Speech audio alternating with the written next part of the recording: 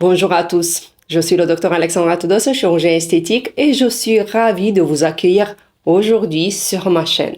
Avant de commencer, je veux vous souhaiter une magnifique année 2024 et si c'est votre première visite, bienvenue. Si vous êtes déjà un abonné fidèle, un immense merci de faire partie de cette communauté grandissante. Aujourd'hui, nous allons plonger dans un univers fascinant où l'esthétique rencontre la science. Nous allons explorer les tendances les plus récentes de la chirurgie esthétique en 2024, décrypter les évolutions qui redéfinissent notre compréhension de la beauté et de la confiance en soi. En tant que professionnel passionné par l'amélioration de la vie de mes patients à travers la chirurgie esthétique, j'ai hâte de partager avec vous les insights les plus récentes, les découvertes innovantes et les perspectives inspirantes qui émergent dans ce domaine. Avant de plonger dans le vif du sujet, n'oubliez pas de vous abonner, de activer les notifications afin de ne rien manquer de nos futures explorations. Et bien sûr, si vous trouvez cette vidéo instructive ou intrigante, n'hésitez pas à laisser un pouce bleu et partager vos réflexions dans les commentaires. Alors, sans plus tarder, explorons ensemble les tendances de la médecine et de la chirurgie esthétique en 2024. C'est parti! En ce qui concerne les tendances pour les soins de la peau en 2024, nous avons les soins de la peau qui intègrent de plus en plus des technologies avec l'émergence des produits innovants tels que les dispositifs de soins personnels utilisant de l'intelligence artificielle pour adapter les routines de soins à chaque type de peau. Nous avons les masques LED, les micro-courantes, les produits connectés qui peuvent être utilisés à la maison. Nous avons aussi tous les principes actifs qu'on peut utiliser pour arrêter le temps. On fait aussi un focus sur la prévention et la protection et on devient de plus en plus conscient de l'importance de la prévention. Les produits de soins de la peau mettent un accent sur la protection contre les agressions environnementales telles que la pollution, les rayons UV, la lumière bleue des écrans et on va parler de plus en plus de cette lumière bleue parce qu'on s'expose de plus en plus. On a une demande croissante pour les pratiques durables dans les produits de soins de la peau. Les consommateurs recherchent des formulations à base des ingrédients naturels et respectueux avec l'environnement. La personnalisation des soins de la peau devient la norme. Des marques proposent des solutions sur mesure basées sur des analyses génétiques ou des évaluations dermatologiques qui permettent à chacun d'adopter une approche unique pour ses soins de la peau. On devient ou on recherche des produits et des rituels de soins de la peau qui offrent une expérience holistique combien le bien-être physique et mental. Les ingrédients apaisants et les pratiques de méditation intégrées deviennent populaires. Avec une prise de conscience croissante des effets néfastes de la pollution sur notre peau, les produits anti-pollution gagnent en popularité, visant à détoxifier et à protéger la peau contre les dommages environnementaux. Les jeunes consommateurs, et ça me fait très plaisir, accordent une grande importance aux soins préventifs. Des produits spécifiques ciblant les problèmes de peau liés à la génération Z, tels que le stress oxydatif dû à une exposition constante aux écrans, sont développés. Et les plus jeunes deviennent de plus en plus réceptifs aux effets nocifs des UV et ils intègrent dans leur routine quotidienne un facteur de protection solaire. Et je suis contente pour ça. En ce qui concerne les interventions chirurgicales, on commence à parler, si avant on parlait du Mommy Makeover, maintenant on commence à parler de la Menopause Makeover. Et les interventions de lifting du visage sans écou sont sur le point de révolutionner le monde de la chirurgie esthétique en 2024. Alors que les patients et les médecins s'orientent vers des résultats plus en plus naturels, on se penche également sur les traitements de séquelles laissées par le produit appelé Ozempic, qui était très à la mode jusqu'à l'année dernière, et les chirurgies bariatriques.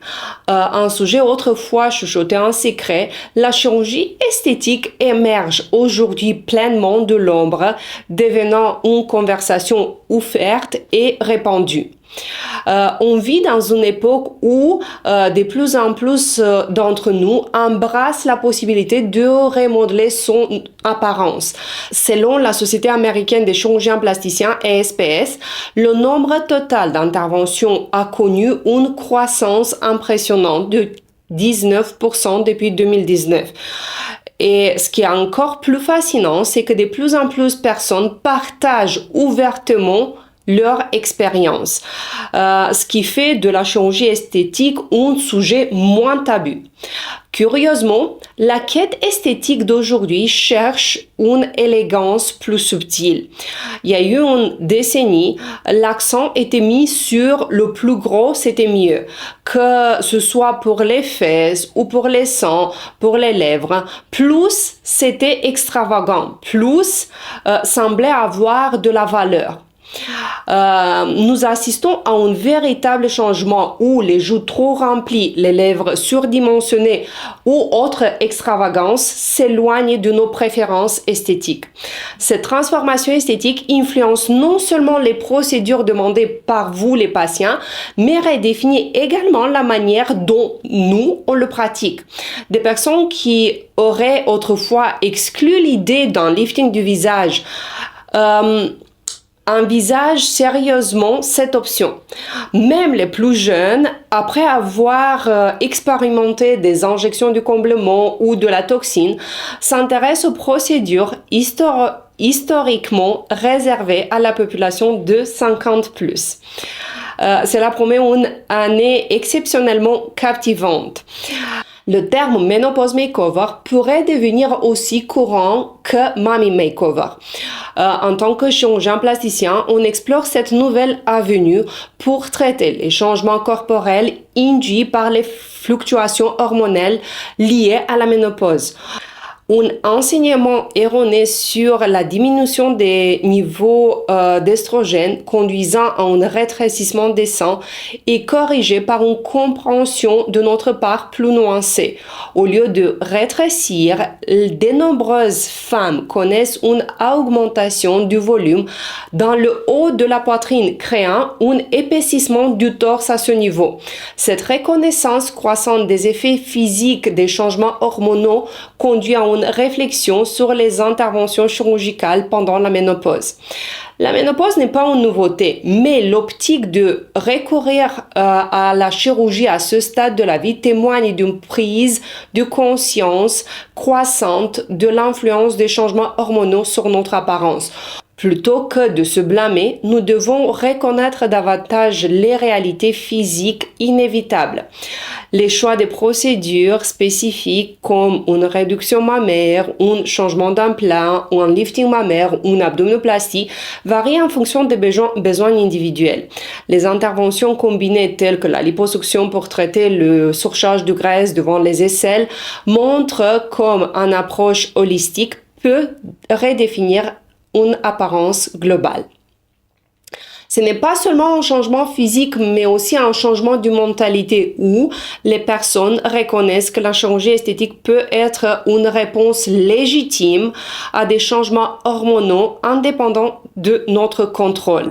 Les réductions mammaires, les implants plus petites et les liftings mammaires connaissent aussi une augmentation d'environ 54%.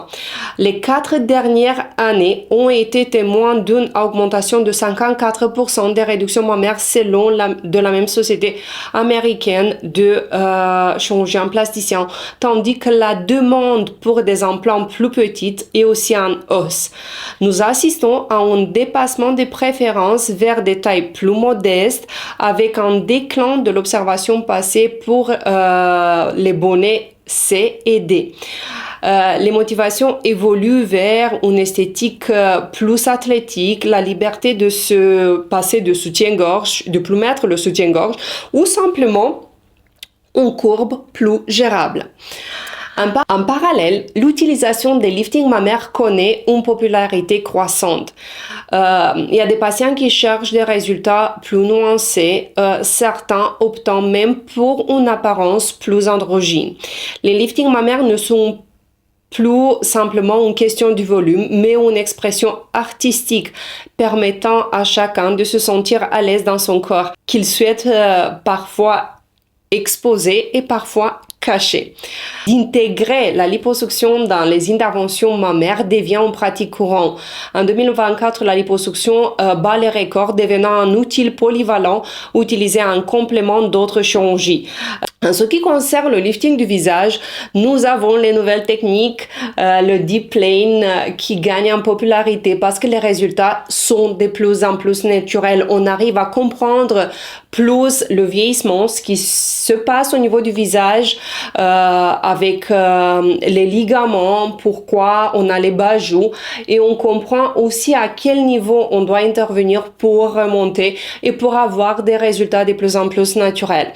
On a un phénomène intéressant qui se produit dans la chirurgie du visage qui est influencé par l'utilisation du Ozempic. Les patients qui ont pris ce médicament présentent une texture cutanée différente, nécessitant une adaptation des techniques de lifting. La peau devient plus malléable et on doit faire plus attention pour fixer davantage lors des liftings. Les patients se tournent de plus en plus vers des procédures de chirurgie esthétique après avoir pris ce médicament, et la tendance devrait s'accentuer avec la concurrence croissante dans le domaine des médicaments qui favorise l'amaigrissement. Si jusqu'à aujourd'hui, on mettait l'accent sur l'intervention chirurgicale et on mettait moins d'accent sur les soins post-opératoires, on témoigne une hausse en ce qui concerne l'importance des soins post-opératoires souvent négligés. On a besoin des pansements améliorés et l'apparition d'un pansement plus performant, plus moderne peut jouer un rôle crucial dans la qualité des cicatrices, un élément souvent sous-estimé. Il y a des données qui montrent que certains pansements couramment utilisés peuvent entraîner des complications, tandis que des nouvelles approches réduisent les risques d'infection ou de dermatite. Une petite chose peut faire une grande différence dans le résultat final. Pour résumer, en 2024, en ce qui concerne les soins de la peau, on devient de plus en plus performant. On a des solutions qu'on peut employer à la maison.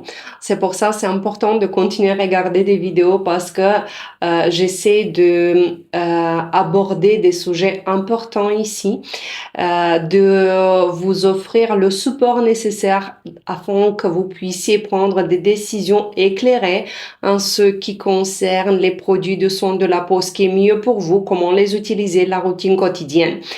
On a des dispositifs qu'on peut utiliser à la maison qui deviennent de plus en plus performants, qui intègrent de l'intelligence artificielle qu'on retrouve un peu partout le jour d'aujourd'hui. Et c'est dommage de pas l'utiliser à notre intérêt. Ça, c'est pour les soins cutanés. En ce qui concerne la tendance des interventions chirurgicales, on va vers plus naturel. La médecine esthétique va aussi vers le sens d'avoir des résultats de plus en plus naturels. Les patients viennent, ils demandent d'avoir des résultats naturels. Les interventions chirurgicales comme les liftings du visage, les liftings mammaires, les augmentations mammaires, les abdominoplasties, les autres interventions chirurgicales ont une tendance d'aller vers un aspect naturel.